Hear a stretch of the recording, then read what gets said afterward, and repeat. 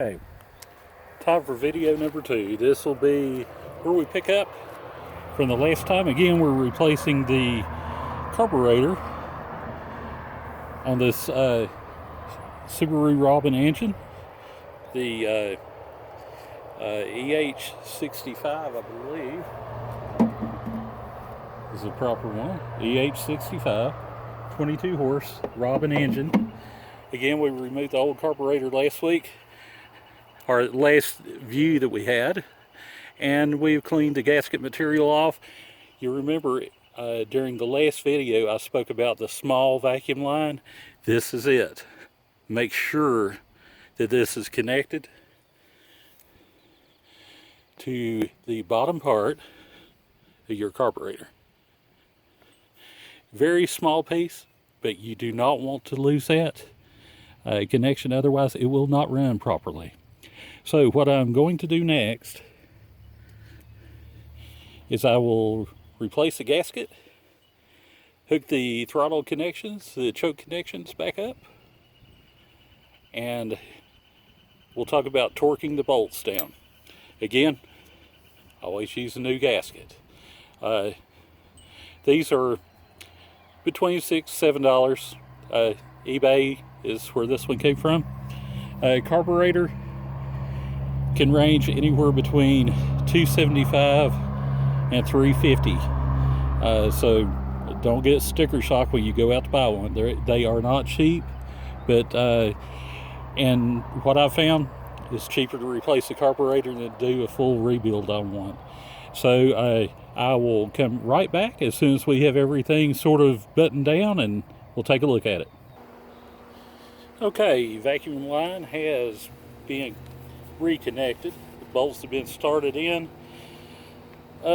Also the fuel solenoid, I've connected the wire on that, as the battery on this is currently dead.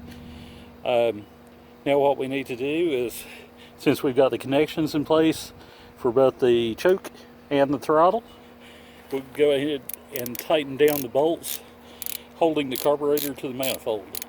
The specs on this state, if I'm not mistaken, 12.3 to 13.7 foot-pounds of torque. So I'm going to go with right at 13 pounds, which should be sufficient for what I'm doing here. Like I said, nothing spectacular as far as the tools we're using. Most of these tools can be purchased any place that you find. And we are going to go to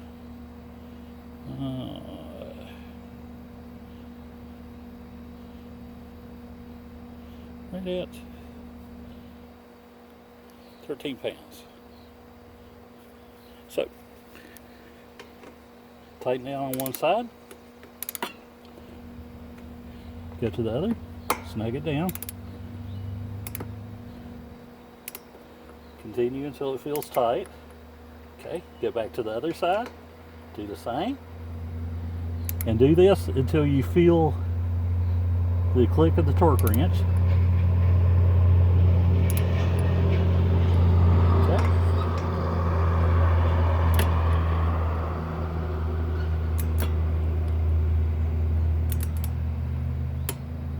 Okay, that was 13 pounds.